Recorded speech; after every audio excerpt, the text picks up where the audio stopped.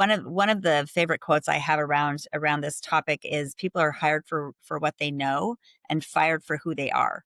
And so Mm, really focusing on who the person is that we're bringing in and having that culture screen, being very intentional about making sure that everybody that comes on board is going to fit the norms, the culture, the values of the organization. They say it's lonely at the top. They're right.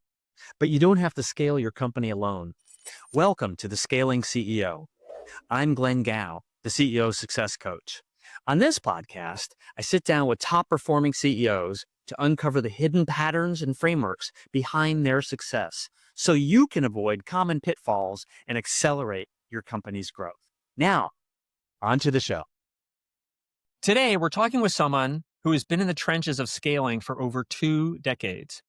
Shannon Swift is the founder and CEO of Swift HR Solutions, a firm she started over 21 years ago with a simple, powerful mission to provide HR for awesome companies. Wouldn't you want to be her client? That's by definition, you're an awesome company. Before launching her own firm, she was on the inside leading HR for fast growing tech companies like Zillow. But she's not just an advisor, she's a fellow operator and an entrepreneur. For more than 13 years, she's been a deeply involved member and leader in the Entrepreneurs Organization, or EO, serving as everything from the Seattle chapter president to a member of global committees. Shannon has seen the scaling journey from every possible angle as an executive, a consultant, and a peer to hundreds of CEOs. She's here to talk about getting the people part right when the stakes are highest. Shannon, it's great to have you as a guest today. Oh, thank you, Glenn. It's great to be here. You've been advising scaling companies for over 20 years. Looking back, what's the one people related insight that, if you had known it on day one, would have saved you and your clients months of pain and wasted effort? Gosh, that's a great question. I think, really what I have seen over the years is how important it is to focus on culture right from the beginning. So, who are we as an organization? Who are the people that we want to bring onto our team? Who are the investors that we want, and the cultural aspects of that relationship? I think just being very thinking very intentionally from the very very beginning, especially when you have co-founders, having them align on certain things around how they want to run the company, and again some of those cultural aspects, having those discussions early on before we start to develop cracks in the foundation because we haven't really sussed those conversations out. I love that. And I have a CEO client of mine who I call a black belt in culture because he is focused on the culture. And the things he's taught me are twofold. One is that culture exists in language. And so he's very intentional about the Mm. words he uses when he describes the vision and the mission and the values of the company. And the second thing is he says culture sticks through stories.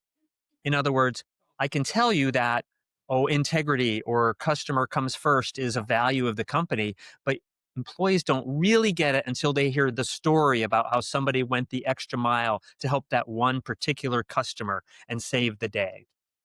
Yeah, I totally agree with that. And I think back to the words matter. I think, your example around integrity. Integrity can mean different things to different people.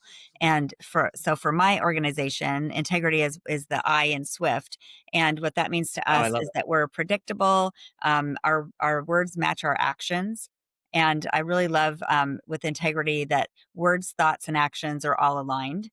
And so I think, defining what each of those values means to specifically that organization is really important. And absolutely, going forward, having the company historian, having the person that's able to really share those stories is what institutionalizes culture and values. And Beautiful. being able to really say, just ongoing examples of how those values are being enacted every day. Well said. Now, you've worked with hundreds of founders through your firm and through your leadership in EO. From that unique vantage point, what's the single biggest blind spot you see in CEOs when they try to scale past their first few dozen employees?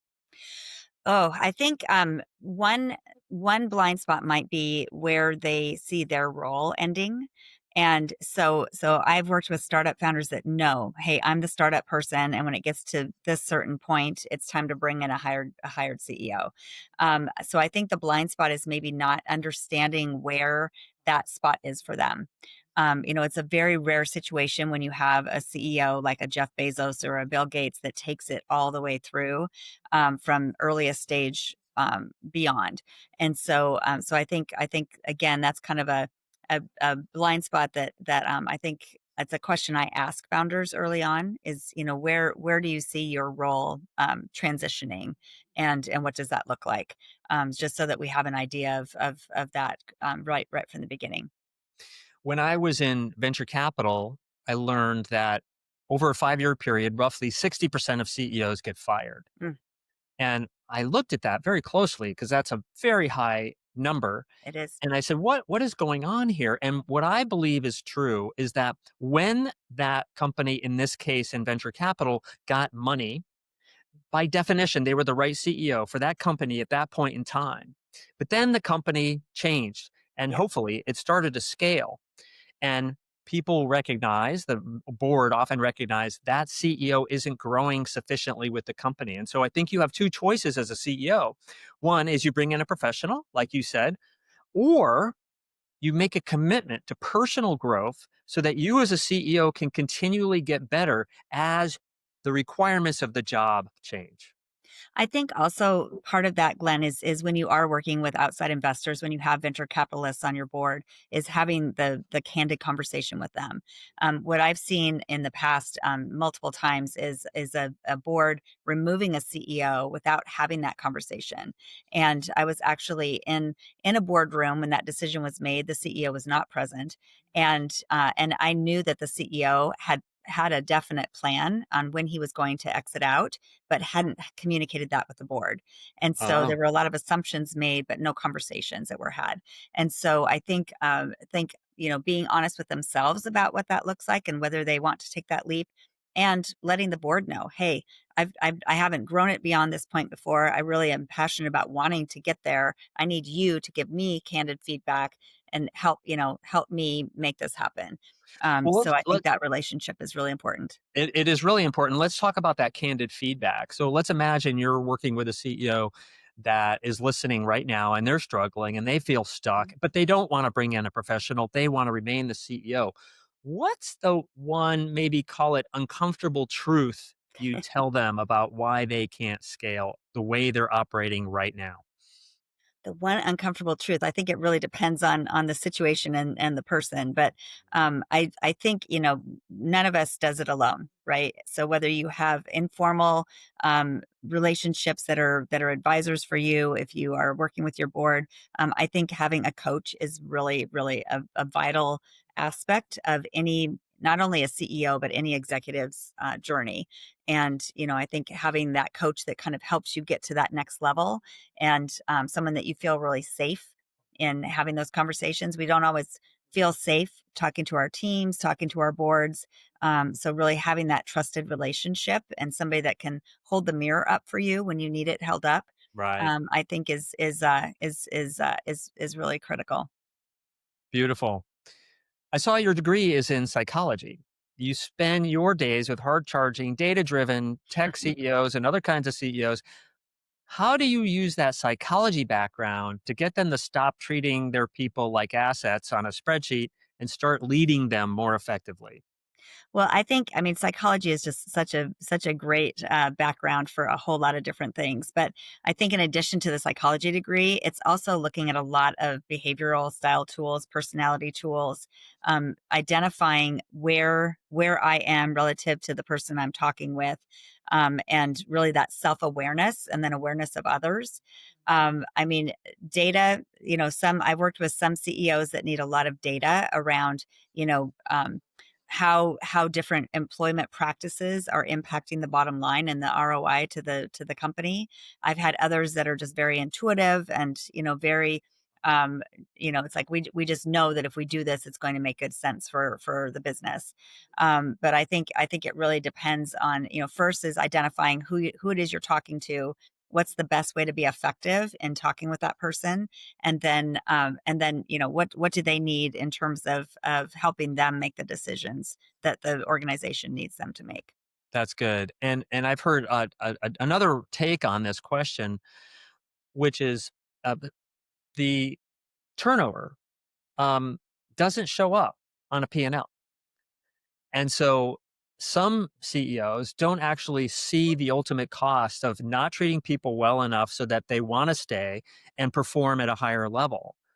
And when you do look at that cost, well, there's the cost of, first of all, exiting that person, then the cost of them, the work that's not getting done because they're Right. gone, the Right. opportunity cost that of what could have happened if they were here, the the burden taken on by other employees, and then we have to go into the whole recruiting and hiring and onboarding process. It can be incredibly expensive. And I want CEOs to recognize that turnover is a massive cost. And frankly, I think it's the job of the CFO to help them understand the actual cost.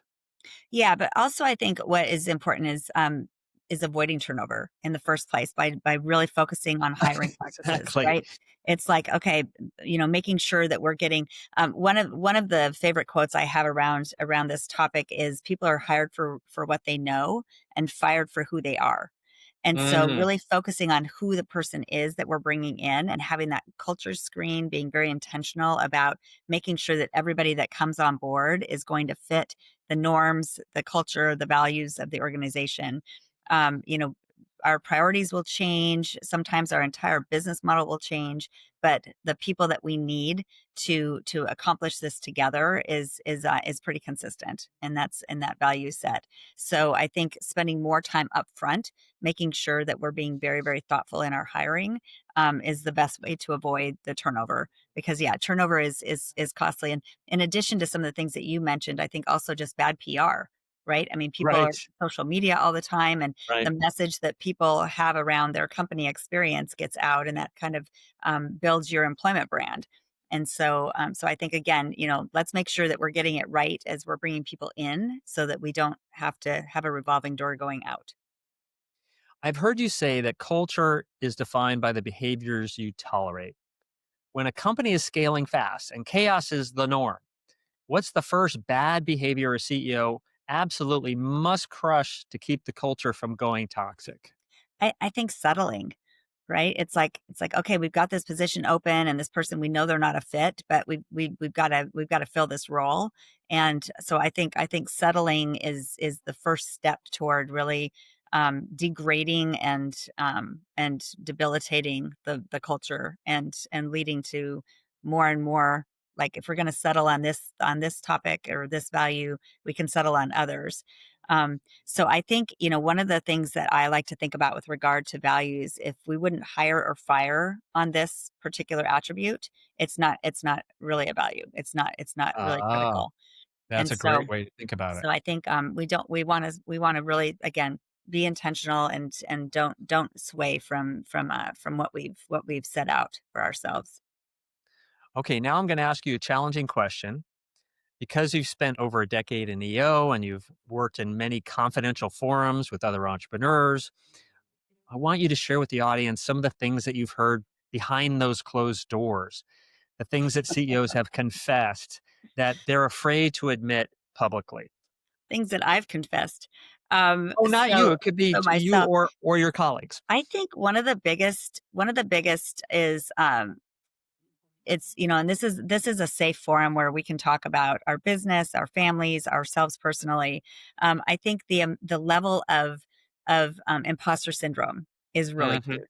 Hmm. So, what the persona that you see displayed, a whole lot of executives and CEOs are wondering how the hell they got here. Like, it's am I is this, and there's this, it's, people are going to find out that I don't really deserve to be here. So I think that it's something that I think a lot of us share in common, is that, we feel like we're not good enough. And so I think having a place to kind of say that and then know that others are feeling the same way. And then you look at what each of us has accomplished, and you're like, okay, I totally deserve to be here. I'm in this spot. But I think we all go through those moments of like, okay, I don't really know what I'm doing, and I shouldn't be here. So I think that's probably the biggest one. I have heard that several times. The other thing I hear when I first interact with a new CEO, or a CEO for the first time, I should say, is they say to me, Glenn, I'm not sure I want to do this job. Yeah. This is way harder than I thought it was going to be. I have a team that isn't performing the way I want them to. I have a board that's putting enormous pressure on me. I no longer have work life balance. We're not achieving our numbers. Boy, this is a hard job. And so just recognizing that and helping CEOs get to a place where they can, like you just pointed out, understand that they're actually better than they're giving themselves credit for, and that they can perform at a high level. They just need some assistance, perhaps, to do that. Yeah, and I think it kind of goes back to what I said earlier also about like knowing what your place in the company's journey is. And, I have definitely had colleagues that have grown their businesses to a point where they're like, okay, I'm not having fun anymore. Like I did this Right. business because I love what I do. And now it's like I don't want to deal with all this people stuff and all of these other things. And so I think, it's like, hey, maybe it's time for me to bring in a CEO or bring in a president, maybe that can, or a COO that will operationalize. And then I can just focus on the things that I really want to focus on and that are my best contribution to the business. That's right. It's one of the biggest challenges in scaling. When you start something, you're usually doing what you love. And then as the company grows, you recognize your job is completely transformed.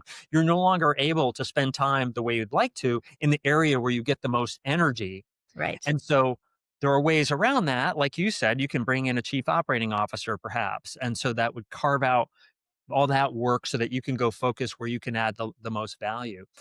So we're all trying to figure out what to do with AI and how to get the most out of it. And you're in a very interesting space around human skills. Yeah.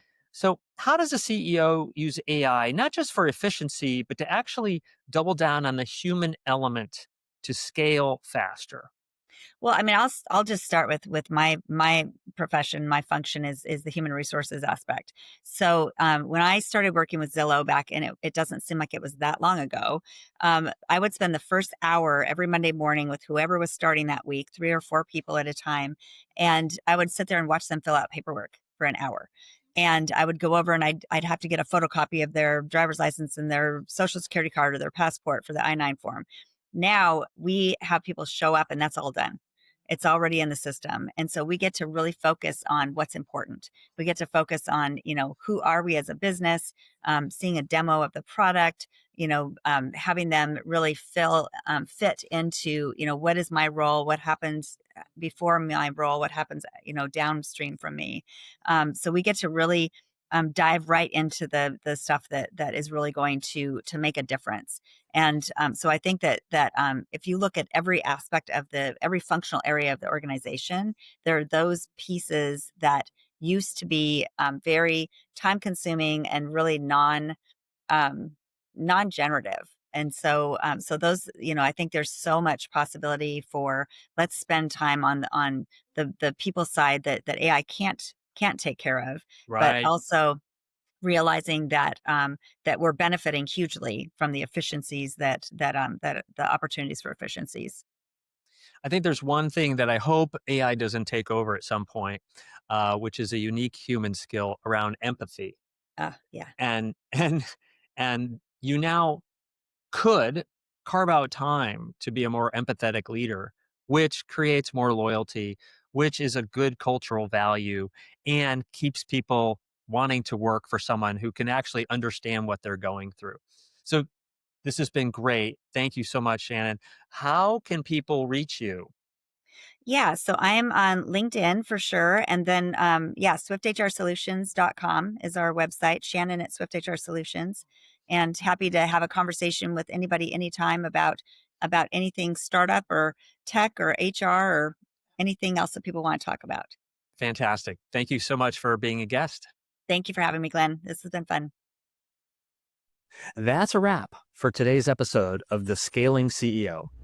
If you found this valuable, be sure to like, subscribe, and share with a fellow CEO who could benefit. If you're listening on Apple or Spotify, please give us a quick rating as it really helps more people find the show. I'm Glenn Gow, the CEO Success Coach. See you next time for more proven strategies to grow your business and leadership.